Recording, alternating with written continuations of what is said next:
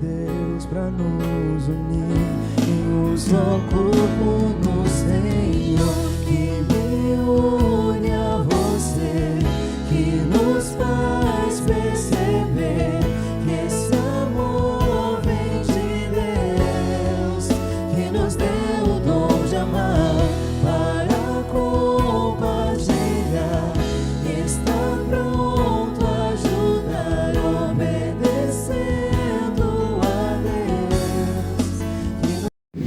Dentro do tema que nós vimos aqui essa tarde, nós falamos sobre masculinidade. Nós vimos aqui coisa tão importante, que é o nosso papel como marido, como nós devemos cultivar e guardar nossas esposas. Aprendemos aqui como nós podemos realizar isso através da graça de Deus. Nós vimos também a nossa responsabilidade como pais, como nós vimos o Evangelho sendo o alicerce e o modelo para nós educarmos os nossos filhos. Dentro desse tema, alguns irmãos fizeram algumas perguntas e nós vamos aqui tentar respondê-las dentro do limite. Nós aqui foi força de expressão, e os irmãos aqui vão tentar responder. Deixa eu só buscar meu olho aqui.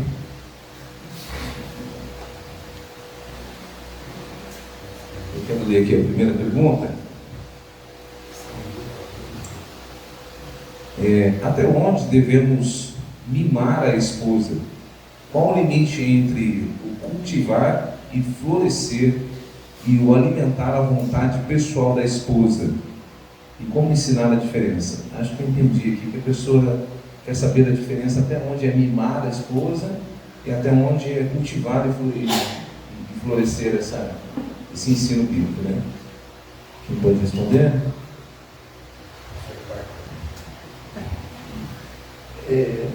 O livro, quando pecadores dizem sim, ele parte de uma perspectiva teológica muito interessante, que um dos fundamentos para um casamento dar certo é saber a perspectiva correta a respeito de Deus e depois a perspectiva correta a respeito do homem.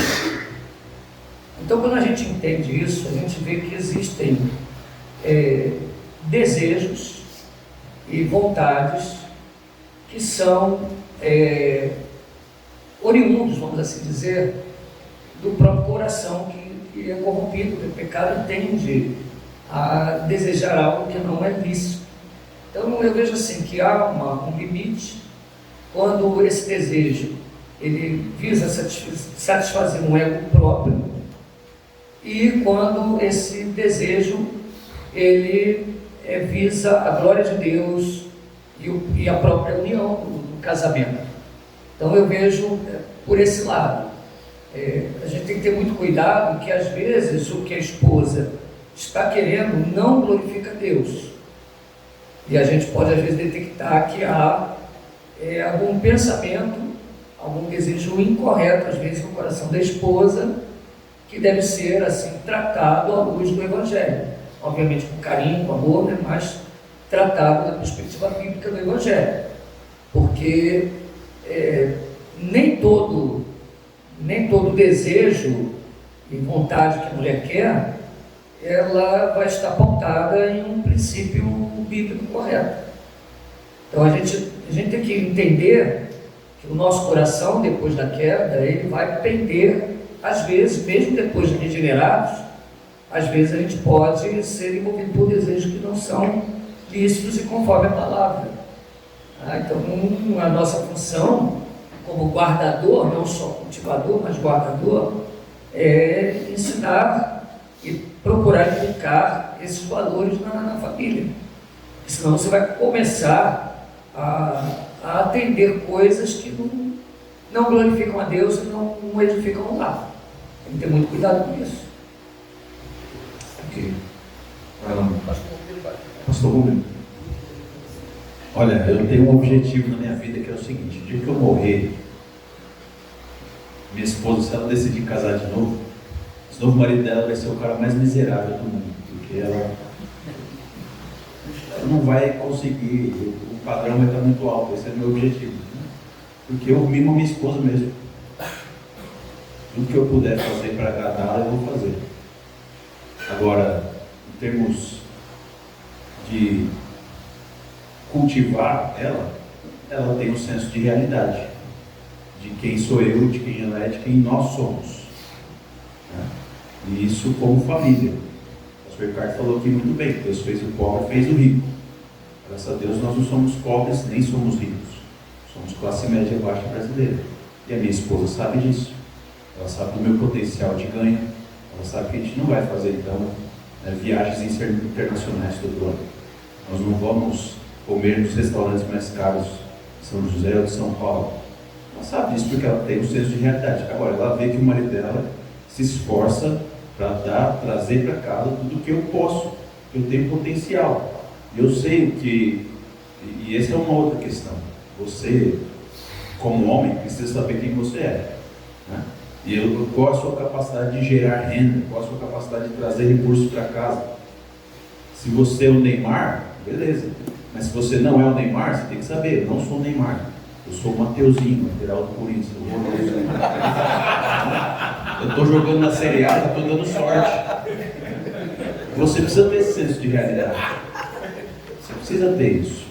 E se você tiver esse senso, a sua esposa vai ter esse senso.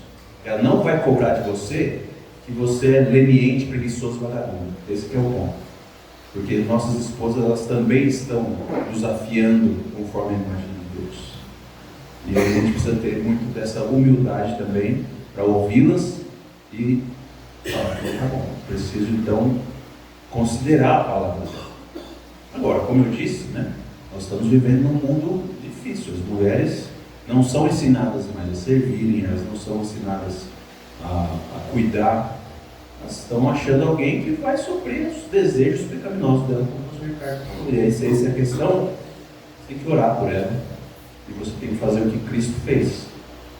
Se entregar para que ela enxergue a graça e a glória de Deus.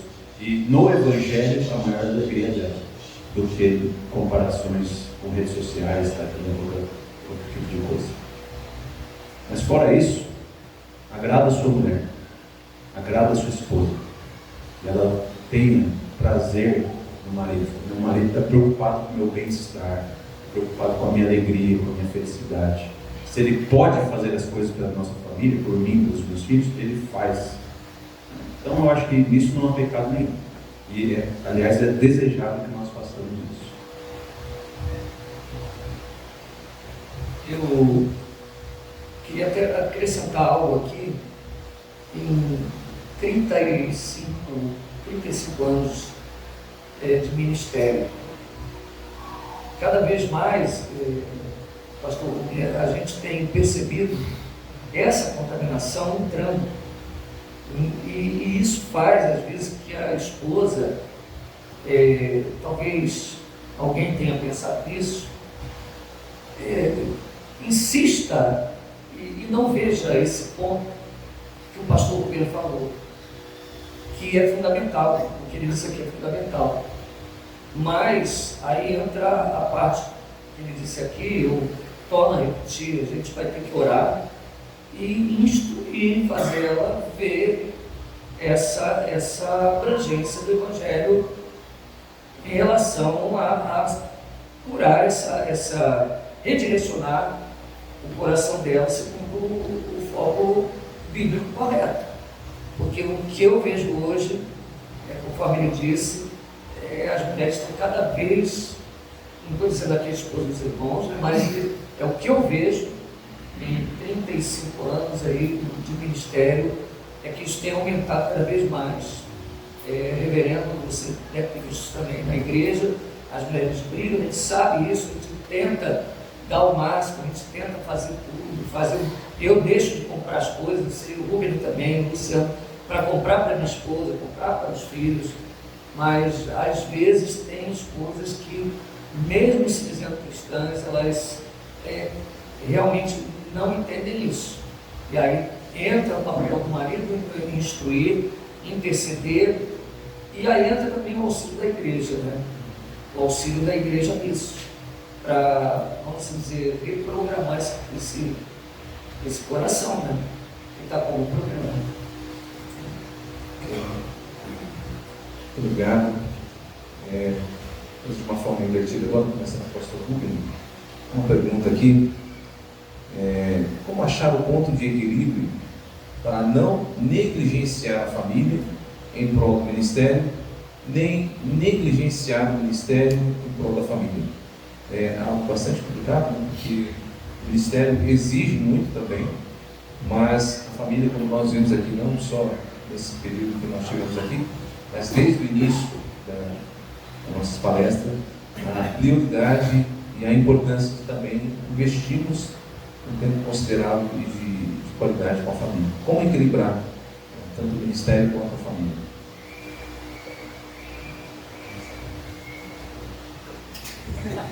O senhor Ricardo é mais experiente que eu. O ponto de partida é o seguinte, e esse é importante vocês saberem, é que se você perder sua família, você perder seu ministério. Simples assim. Né? O senhor Ricardo disse muito bem, quem não governa a casa não pode trabalhar na igreja. Então, a sua casa, ela é que vai validar o seu ministério. Se a sua casa está perdida, você não tem ministério. Então você precisa ter uma prioridade. E a prioridade é a casa, sempre. A prioridade é a casa. Eu conheço irmãos já queridos que você via na pessoa assim, todos os dons pastorais, mas que a esposa não estava alinhada, estava não disposta a abraçar o ministério, e aquele homem com muita sabedoria falou assim, então, isso para mim é uma prova de que Deus não me chamou para ser pastor, mas que eu tenho dom de ensino, tenho dons de serviço e disposição para fazer. Se a minha esposa não quer, e ela não aceita isso de jeito nenhum, então é prova para mim da vontade de Deus e que não é para eu ser um pastor. Então a casa ela tem primazia. Agora, isso tudo vai entrar nesse contexto de trabalhar com a família, entender que você precisa, como um crente, também servir a igreja. Né? O ponto é que a sua esposa precisa entender que ela está sendo cuidada. Mais uma vez é isso. Então, um rapazinho que a gente está treinando, ela vai ser ordenado agora para trabalhar comigo na congregação. Né? Quando eu chamei ele ficou preocupado, a esposa dele estava preocupada. Eu falei, cara, você precisa reforçar para ela o seu compromisso com ela. Olha, eu casei com você e a minha principal responsabilidade é cuidar de você. Eu não vou abandonar você. Reforça isso, confirma isso e fala que o seu serviço para a igreja é um trabalho que vai além do trabalho da casa, mas que ele não pode tomar você da sua casa e tirar você da sua casa das suas responsabilidades familiares. Agora, o crente é chamado para servir na igreja, e às vezes a igreja consome muito mesmo, não tem muito o que fazer não. Eu como pastor, se não fosse os irmãos que me ajudam lá na igreja, tanto na plantação quanto na igreja da Cidade Raça, a igreja não caminha, né? Tem muitas coisas para não fazer. A gente precisa de pessoas que estejam dispostas a servir, e sempre foi assim. Mas a casa é prioridade. A casa é prioridade. Bom, o irmão já disse tudo, né? Apenas um macete, né? Eu aprendi ao longo dos anos, né? Como eu tinha que me envolver sempre em muitas coisas, né? Eu procurava levar toda a família junto. O que eu fazia? Levava junto. E os macetes, por exemplo, não ficar com uma mulher sozinha, nunca ficava com uma mulher sozinha. Até hoje eu não faço isso. Se a gente vai fazer prestação de conta, assinar cheque, assinar documento, tá? E vamos supor, tem que pegar um documento lá com a Maria Ângela, tá? E se eu não tiver com a minha esposa, você pode ter certeza que eu não entro na casa do buraco. Já cheguei a pegar esse papel no capô do carro, na rua. Vamos para Amazonas. fiz a questão de levar minha esposa. Eles eram pequenininhos, a gente levava eles juntos, estavam juntos. Estava na igreja, mas ia, levava o colchão, deitava no colchão, e sempre juntos, sempre juntos. Aí eu conciliava as duas coisas. E aí eles aprenderam, até que foi bom que eles aprenderam a servir também, a estar na igreja, aprenderam a estar ali. Mas, sem dúvida nenhuma, o pastor falou, não adianta, é o que eu disse aqui também, nenhum sucesso vai compensar o fracasso na família. Existem igrejas também que às vezes oprime a pessoa, né? Eu estava conversando com alguns novos convertidos, né? Que havia uma opressão tão grande ao ponto da pessoa ir tirar férias e o pastor reclamar que a pessoa tirou férias com a esposa, né? Então lá na igreja a gente tem uma conduta, o Danilo está aqui, a testemunha, a gente faz uma escala e geralmente eu faço assim, ó, prioridade de escolha. Samuel e Lucas que ainda está trabalhando, então eles escolhem primeiro as férias. E eu mesmo insisto, Samuel está aqui, o Lucas, olha, para tirar férias mesmo. Mas eu vou na igreja que eu estou aqui. Bom, tudo bem, irmão, você está na área, você vai. Mas se você for viajar, tá beleza, pode viajar. Aí depois a escolher, quem escolhe depois Samuel e Lucas. Eu falo, Danilo, escolhe você agora, seus filhos são pequenos. Aí vai indo, depois, pastor Luciano, escolhe você. Não, escolhe o senhor primeiro, o senhor é... Eu falei, não, primeiro você. Aí eu sou o último, porque agora sou eu e a esposa sozinho, então eu sou o último a escolher. O que sobrar lá fica para mim.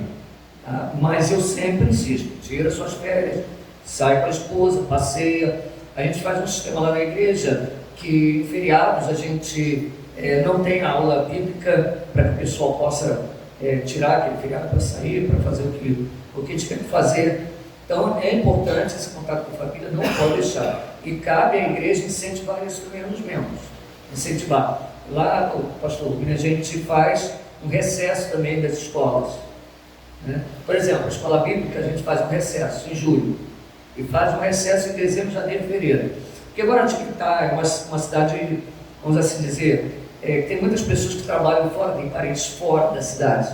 Então chega dezembro, janeiro, fevereiro, junho, julho, o pessoal viaja.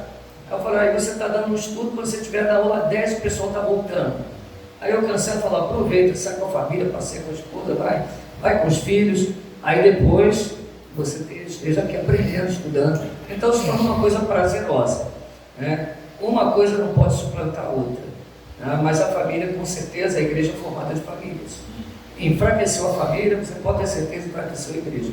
E um conselho, você quer ser pastor, repito aqui as palavras do pastor Rubem. Se a sua esposa não tiver o chamado, é melhor você falar, pastor, pode me usar para dar aula, pode me usar para pregar, mas não dá para mim ser pastor, pelo menos por enquanto, porque eu desejo muito mais minha esposa e não está preparada. E você vai ter um problema. Você vai ter um problema, seu ministério vai fracassar. Vai fracassar. Você vai vir sofrendo.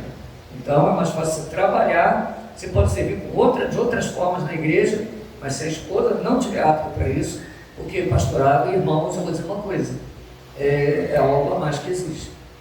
Tem vezes que a gente sai de madrugada, tem vezes que a gente sai de 1h da manhã, 2h, e a gente faz mecanismo lá na igreja. As mulheres ficam lá, elas batem papo, ficam lá conversando e elas ficam juntas. A gente fica, mas elas ficam lá juntas e a gente torna agradável aquilo. A gente faz com que aquilo seja agradável, com esse ambiente de comunhão, de unidade entre a gente e o reverendo quer.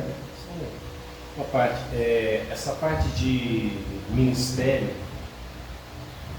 às vezes a pergunta ela vem de uma maneira, mas eu queria só expandir um pouquinho aquilo que o Benoît falou. Quando a gente pensa em ministério, às vezes a gente pensa muito só na questão do pastorado, mas o presbiterato é um ministério, o diaconato é um ministério, o lecionar é um ministério. Então é melhor você ser um ótimo professor de escola dominical do que um pastor medíocre. É melhor você ser um bom diácono do que um presbítero faltoso.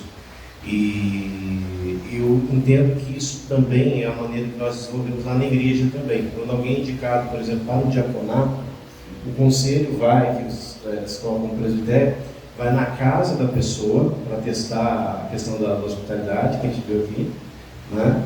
E lá nós perguntamos para a esposa, Você sabe o que faz um diácono, você sabe que ele vai ter que ir com escala, que ele vai ter que ir mais cedo, que ele vai ser o último a sair da igreja, que você vai estar com pressa de ir embora, mas ele tem que ver se os ar-condicionados desligados, as janelas fechadas, etc. O seu marido, como professor de escola dominical, vai ter pelo menos um dia, se ele for um professor bom, pelo menos um dia ele vai ter que parar para ver a lição, verificar se todos os versículos estão na ordem, vai trabalhar com o livro, ele vai ter que seguir o livro, fazer um trabalho sobre o livro. Ele tem noção disso? Né? E outra coisa que eu só complementar é a parte do ensino, aí volta no cultivar dos próprios pastores. A gente tem que lembrar a igreja que quem deu a vida por ela é Cristo Jesus, não sou eu. É cobrado de mim, como homem, fazer isso pela minha esposa. Eu tenho que me abrir, me sujeitar, me humilhar pela minha esposa. A igreja tem um marido. E o pastor tem que lembrar disso. Ela não vai viver só porque eu vou dar minha vida por ela. Eu vou ensinar, vou cultivar melhor o ambiente onde eu estou. Mas não existe nenhuma obrigação, aí eu falo com tranquilidade fora da minha igreja, não existe nenhuma obrigação bíblica do pastor dar a sua vida pelas ovelhas da igreja. Nós temos o Supremo Pastor que já deu a vida pelas ovelhas, todas pertencem ao seu rebanho. Os pastores querem perguntar alguma coisa? Aqui. Há uma outra pergunta aqui, bastante pertinente, em relação à família, principalmente porque nós, como pastores, nos gabinetes, nós temos visto esse aumento desse vício, chamado vício da pornografia. E tem alastrado desde das idades mais tenras até os mais velhos.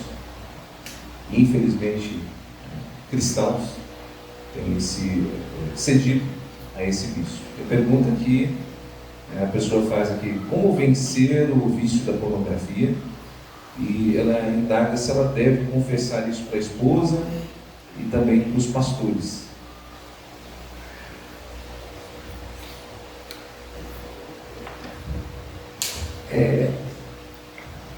Durante 35 anos, né? A gente vê de tudo.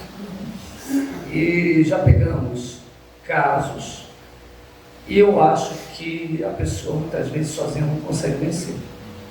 Não consegue. Ele pode conseguir vencer uma semana, duas, daqui a pouco ele cai de novo. Isso pode ser desanimador. E às vezes é um crente sincero, até um crente sincero, mas está sendo dominado por esse tipo de desejo. Então eu creio que ele precisa procurar o pastor. Eu conheço o caso da pessoa procurar a esposa, contar. Foi doloroso, difícil,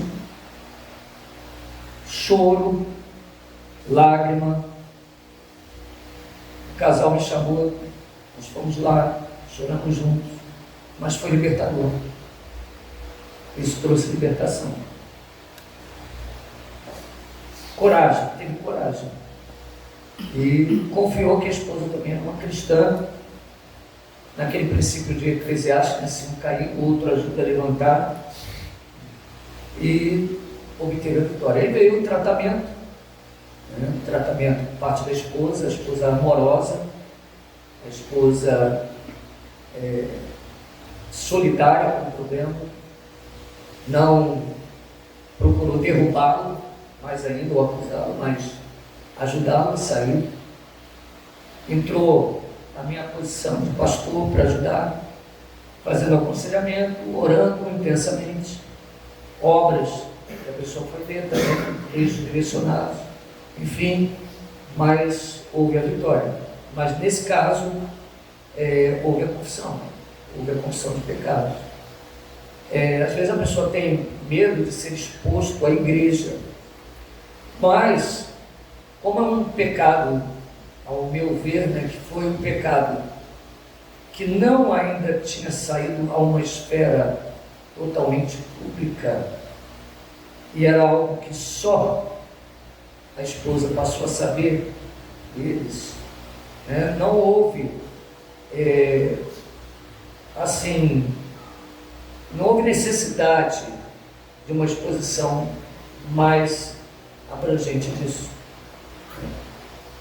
Porque às vezes o pastor também não tem sabedoria e tem coisas que você não precisa levar, e a pessoa tem uma perspectiva errada da disciplina, da correção, aí tem coisa que não deve levar e leva, tem coisa que deve levar e não leva, e, enfim, a gente tem que ter essa percepção também, e entra muita experiência também, porque casos diferentes, né? Existem situações diferentes, esposas diferentes, e, enfim, mas nesse caso, o normal, eu creio, a minha opinião, é que tem que ter, a pessoa não vai conseguir sair sozinha, não vai. Ele vai tentar, não vai conseguir, vai tentar. Pelo menos a maioria dos casos não consegue. Que eu saiba, a grande maioria não consegue. Acho que é bom a pessoa já entender isso, né?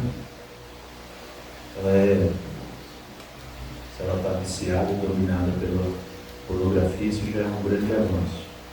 Mas eu queria ter uma abordagem diferente, já que o pastor Ricardo falou isso,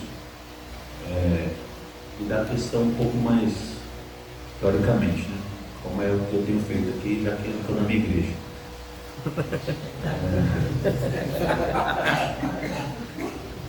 A grande questão da pornografia é que ela é fruto de uma visão errada do sexo. Ela não entende a sexualidade biblicamente, e isso gera na pessoa, ao invés de uma preocupação de compreender a sexualidade bíblica, gera mais um peso e, por incrível que pareça, mais afastamento da sexualidade bíblica. Porque, no fim das contas, a pessoa, quando ela está com a consciência muito pesada e dominada por isso, o que ela quer fazer, ela quer destruir, eliminar, exterminar o desejo sexual dela. Só que nisso é que ela está esquecendo que ela foi criada com um desejo sexual pelo próprio Criador. Foi o próprio Criador que, ao nos conceber, nos deu sono, fome, sede e libido. Deus nos fez assim, com fome, com sono, com sede, com libido. Esses desejos são desejos criacionais, os quais Deus nos fez. Então você não precisa falar assim, não, a pornografia ela é errada, ela é pecaminosa. Mas o desejo sexual em si não é pecaminoso. E essa é que é a questão. A questão é que o desejo sexual não é pecaminoso. Ele é ao que Deus criou. Agora, Deus criou para um ambiente. Para um ambiente de aliança e pacto. Para ser usufruído num ambiente de aliança e pacto, que é a aliança matrimonial.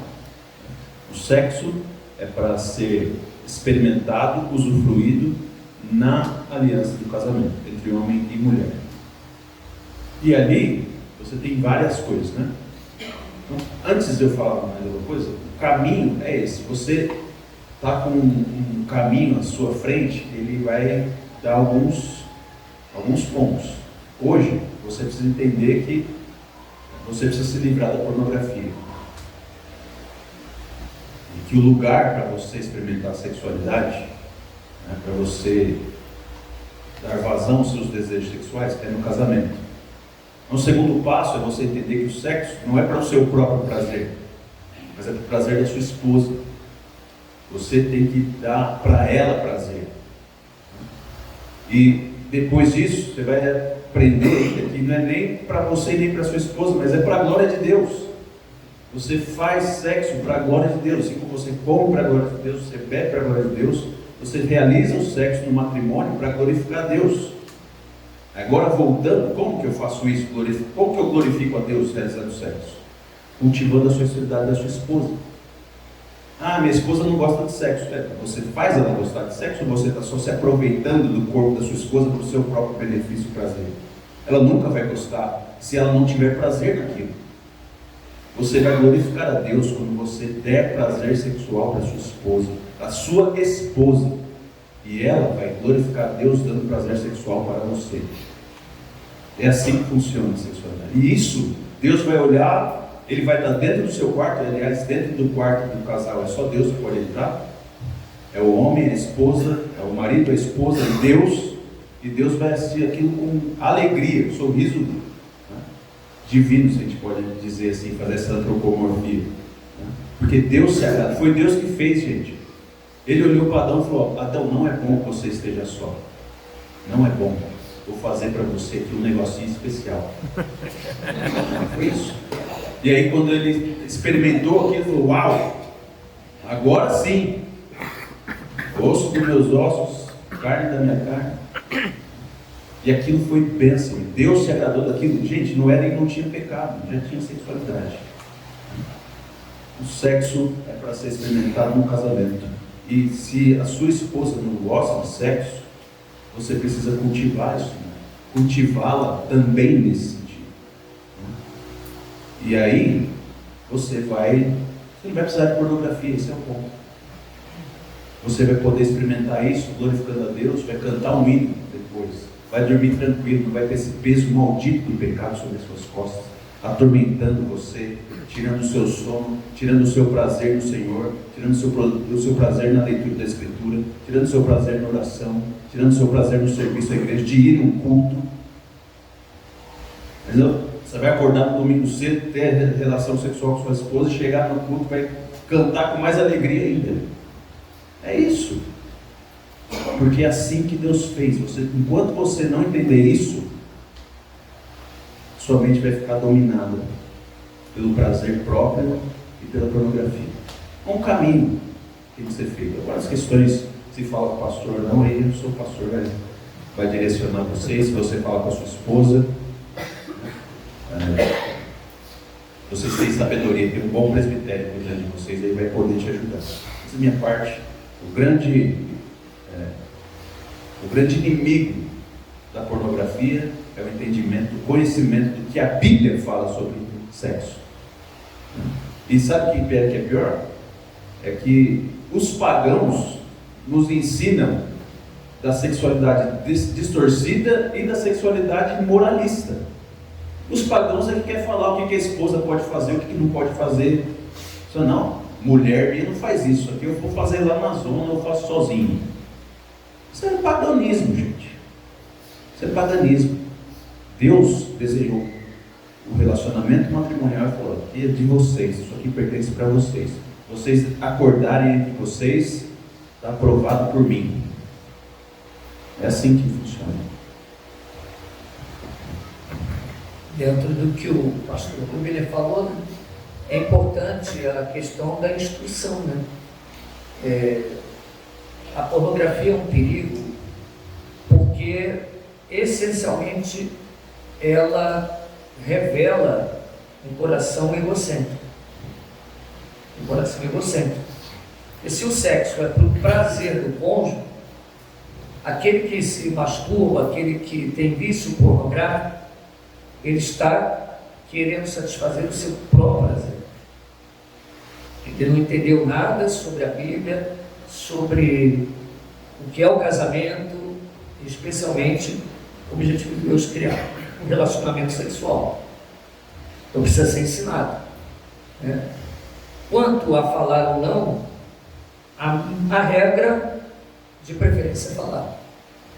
Agora é lógico, eu tenho membros de todo tipo na igreja, são 150, e é que nem plantação de igrejas. Nós plantamos 2 igrejas, as 2 foram plantadas de forma diferente, as 2 estão lá, as 2 vingaram, as 2 deram fruto. Se você perguntar, me dá a fórmula, no Rio foi completamente diferente daqui, completamente, mesma coisa. Cada membro da igreja, com membros, a regra é, a maioria, eles vão falar, vão ajudar, mas pode ser que tenha alguma situação que cabe um segredo pastoral, às vezes. Então, mas sempre nessa perspectiva de reorientar a pessoa para um padrão sexual bíblico, né? Torna a dizer, pornografia revela um coração egocêntrico. O cara aprendeu que tem que satisfazer a ele quer satisfação própria. 1 Coríntios 7 fala da incontinência. Então você tem também que cultivar o desejo da esposa de ter relação sexual também. Isso é um princípio bíblico. Você pega lá 1 Coríntios 7, você vai ver. O marido não tem poder sobre o seu corpo, nem a mulher tem poder sobre o seu próprio corpo. Não defraudeis um ao outro. Então, isso é uma coisa séria. Quando marido e mulher interrompem a sua frequência de relacionamento sexual, a chance de pecar é grande. E a pornografia, experiência que eu vejo no ministério pastoral, é um passo para a traição. É um passo. Ou para outro tipo de pecado. Sempre assim. E a pornografia é a solução mais fácil. O difícil é você cultivar um relacionamento saudável, bíblico, né? de interesse por Deus e pelo seu cônjuge. É fácil. Se não está acontecendo aqui, eu vou me resolver sozinho. Esse é o caminho do fraco, preguiçoso, daquele que está entregue, ele não entendeu, né, o chamado dele mais elevado. E é o seguinte, né, isso é uma coisa que a gente não pode esquecer. A Escritura vai dizer que o Espírito Santo, ele nos santifica. Então fala assim, eu não consigo vencer isso, eu não consigo. Você está dizendo que você não tem o Espírito Santo. Porque o próprio Deus diz que é função dele nos santificar. A gente tem poder no Espírito para lutar contra os nossos pecados e trabalhar contra eles no poder do Espírito Santo, os métodos de Cristo. Procura ajuda, não fica fazendo sozinho não. Se você puder ter ajuda vai ser melhor, mas busca a graça do Senhor, o poder do Espírito para isso. É interessante que eu não vou passar, que ele falou algo que eu lembrei nas primeiras aulas. Você tentar se livrar sozinho é como você fazer tanguinhas de folhas para cobrir o seu pecado. Você tem a ajuda do poder do Espírito, da ação da palavra, e você insiste em fazer tanguinhas em vez de buscar em Deus a ajuda.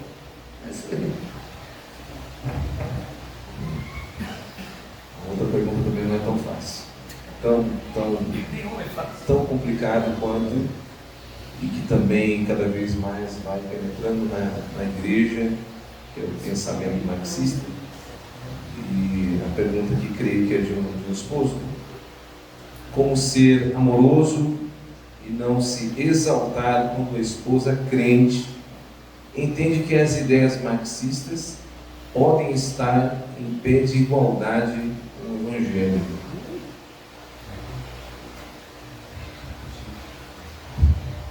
Difícil.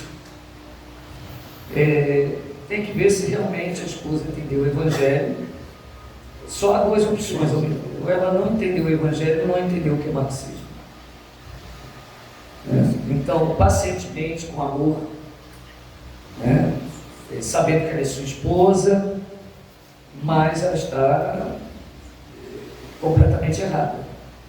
Você precisa ensiná-la o que é realmente ser cristão e como o marxismo é antagônico ao cristianismo. Eu costumo falar na igreja, quando se trata de questões políticas, foi até o meu TCC, que foi sobre Estado, Política e Igreja. Eu costumo falar o seguinte, que as nossas opções, elas vão além de partidos ou de pessoas. Elas são opções que são olhadas pelos olhos do Evangelho.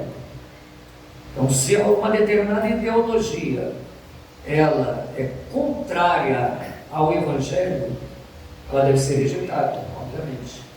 Se ela é antagônica, inimiga, não há salvação em ideologias. Um livro bom para você ler é Visões e Ilusões Políticas, de David Koyes. Inclusive, eu estive falando com ele através da rede social, e para minha surpresa ele respondeu, e falou que lançou um livro mais completo ainda, uma outra edição desse livro. E é um livro que David Coites trabalha o seguinte, que não há ideologia redentora, todas têm uma perspectiva errada do pecado, uma perspectiva errada de salvação, né? Então, o conservadorismo salva, nem o marxismo, nem o socialismo, nada salva. Porém, aí eu ponho a ressalva, existem ideologias mais afrontosas ao Evangelho do que outras, né? E é aí que entra o ponto da sua escolha. E o marxismo, ele não tem apenas uma visão distorcida de céu, de inferno, ele é anticristão em sua essência. Ele é anticristão. Então, talvez essa esposa, ela na verdade não conhece o que é marxismo. Às vezes o problema tem uma outra raiz.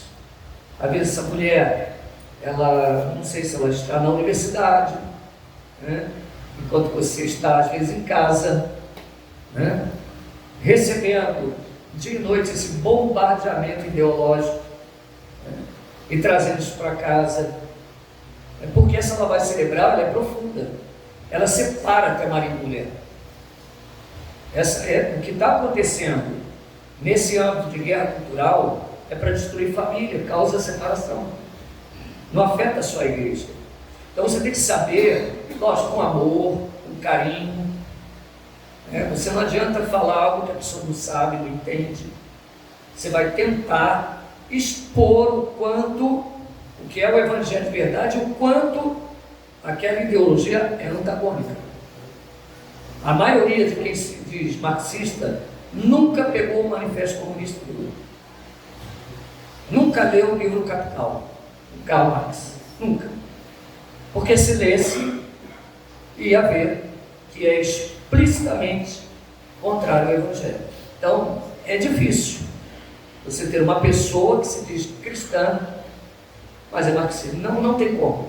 Se você pegar vídeos do Frank Ferreira, do Jonas Madureira e de outros teólogos que eu tenho como pessoas de respeito, todos falam a mesma coisa sobre a ideologia marxista. Alguns de forma mais direta, outros de forma mais indireta, mas é incompatível.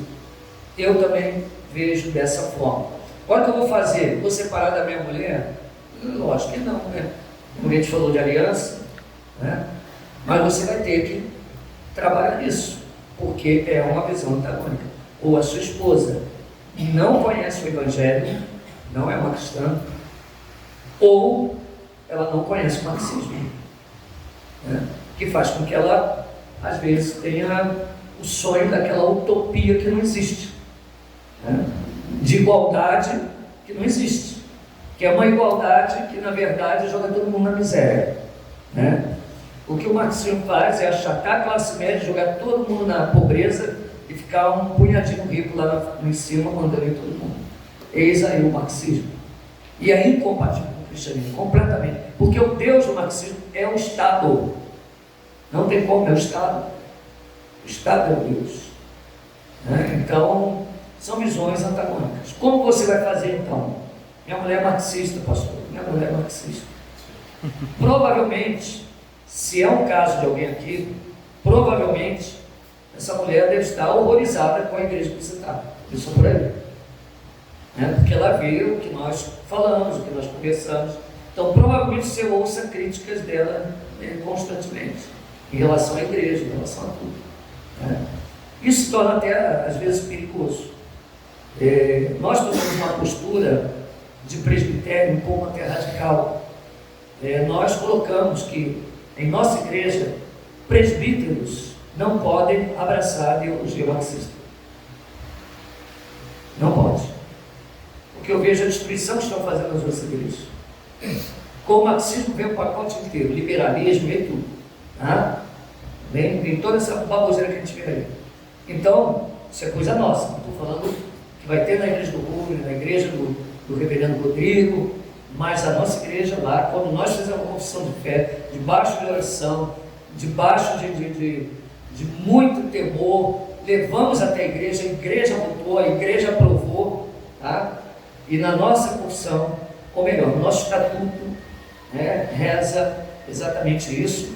E um presbítero, uma vez que ele seja ordenado, e depois da ordenação ele virou a casaca e mostrou a face, virou um comunista, ele é retirado do presbitério. Isso já, a regra do jogo já está clara. Então entrou ali, já entra sabendo. Ah, pastor, eu quero ficar nessa igreja. Ah, mas eu gosto de eu sou pentecostal. Ah, irmão, amém, você é meu irmão, mas ele vai procurar outro lugar. Porque depois você vai querer aqui que a gente fala, chamar mais para ele, vai falar. E a mesma coisa é com o marxista. Ah, pastor, tudo bem, meu irmão, a gente chama você, mas você, aqui você vai ser confrontado toda hora, você não vai gostar. Né? Então, para essa pessoa que perguntou se esse é o seu caso, né, eu sinto, você pode me procurar, eu vou te aconselhar, eu posso te ajudar nisso, conversar com você, conversar com a sua esposa. Às vezes é uma questão dela não entender o que é o marxismo, ela só está repetindo, como um papagaio de pirata, às vezes está repetindo, está impregnada dessas coisas, e de repente é só a luz do Evangelho. Quando a luz, eu creio que a luz do Evangelho liberta. E a luz do Evangelho pode libertar essa pessoa, às vezes é questão de entendimento, de ignorância.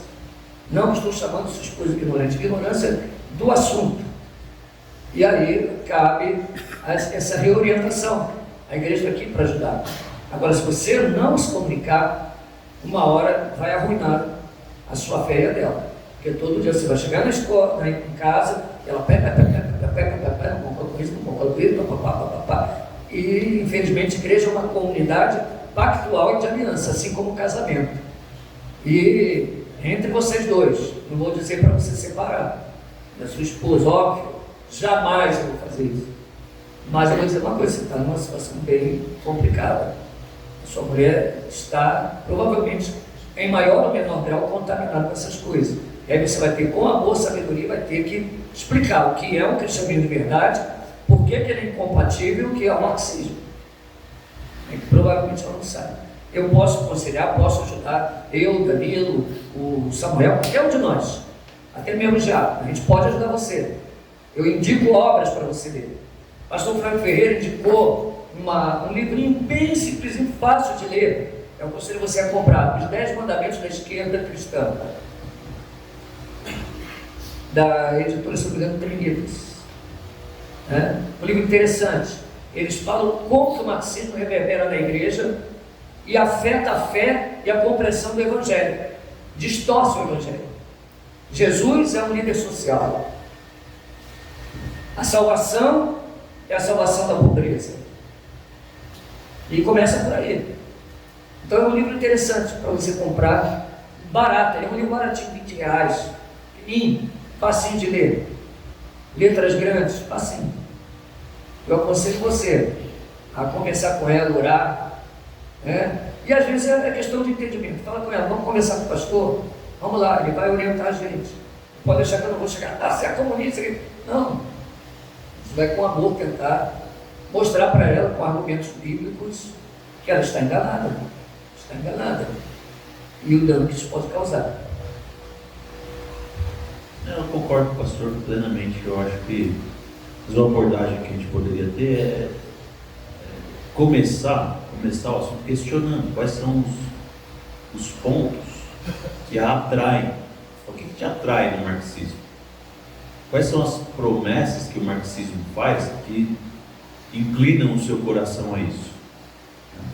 E aí você, a partir disso, entendendo quais são as expectativas dela, o que atrai ela nisso, é mostrar biblicamente como que essas coisas são realizadas em Cristo e no reino de Deus e não no marxismo, não no Estado.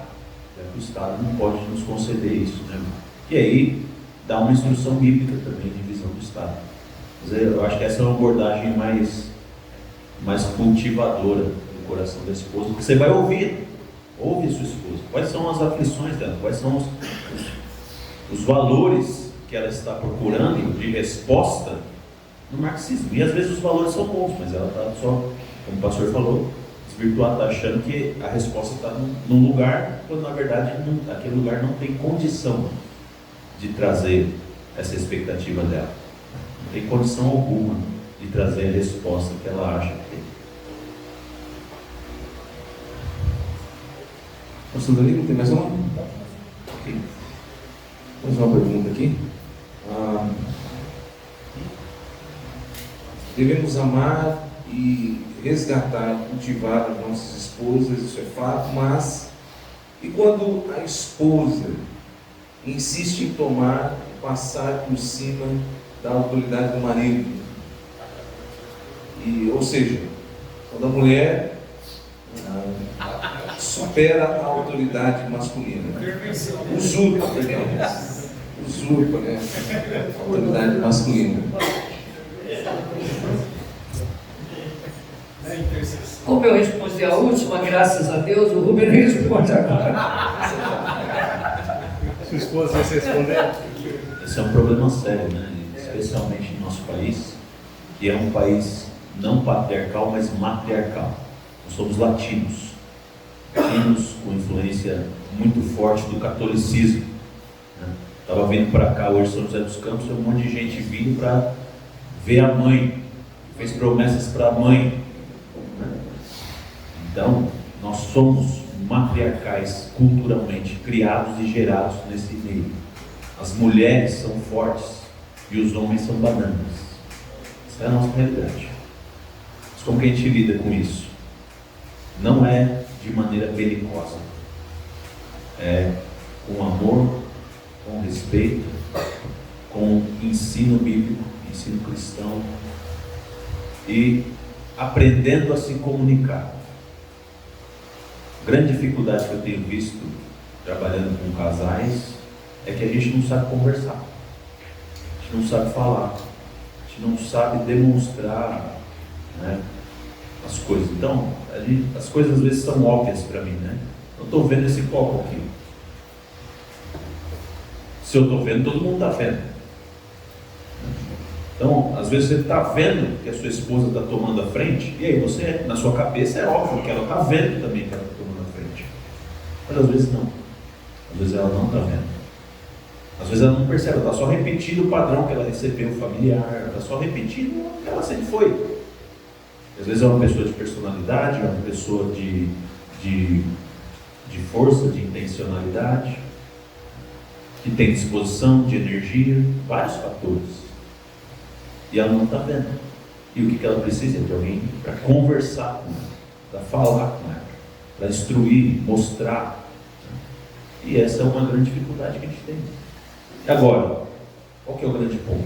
O ponto é a comunicação, obviamente. Você aprender a conversar e ouvir, agora instruir. Mas no fim das contas, e eu vou falar isso com alguma amplitude, temor sim, mas com alguma amplitude assim, né? Lato sensu, não é estrito sensu. Toda mulher quer ser liderada no fim das contas. Normalmente ela assume a liderança quando a liderança não está rolando. Então você precisa ser o homem da casa. Você precisa ser o líder da casa, o pastor da casa. Porque a sua esposa vai falar assim: fulano é meu pastor, nada vai me faltar. Eu não preciso tomar frente das coisas da casa, porque o meu marido está cuidando de tudo. O meu marido está cuidando desses assuntos. Isso precisa ficar evidente para ela, que o bordão e o cajado do pastor da casa está funcionando. Se ela não está vendo isso, né, naturalmente, por causa da natureza pecaminosa, ela vai ir contra. Ela vai ir contra. Então, de maneira muito simples, você precisa ter a liderança da casa e você precisa conversar com a sua esposa, cuidar, cultivar nela essa relação, ensinar o meu bem. Né? Esse tipo de assunto, então vamos dar exemplo, né? A esposa toma uma decisão lá, vou botar meus filhos em tal escola, e vai ser assim, pronto. Conversou com uma amiga lá, a amiga falou que essa escola é a melhor escola que tem em Guaratinguetá, e agora ela quer botar lá e pronto, tomou essa decisão. Vai conversar, falou: olha, Essa é uma decisão que não é para você tomar sozinho. Nós precisamos refletir juntos como casal sobre isso, né? Analisando as nossas condições, analisando a nossa vida, analisando a nossa rotina, vários fatores, mas no fim das contas essa é uma decisão minha. Eu estou só usando um exemplo, porque às vezes a sua esposa nem tinha parado para pensar nisso. Como assim essa é uma decisão sua? E se ela é tão acostumada a tomar decisões assim, ela vai ficar chocada. Como assim essa é uma decisão sua? A princípio pode ser, mas é um susto normal, porque essa pessoa não foi gerada, criada, educada nisso.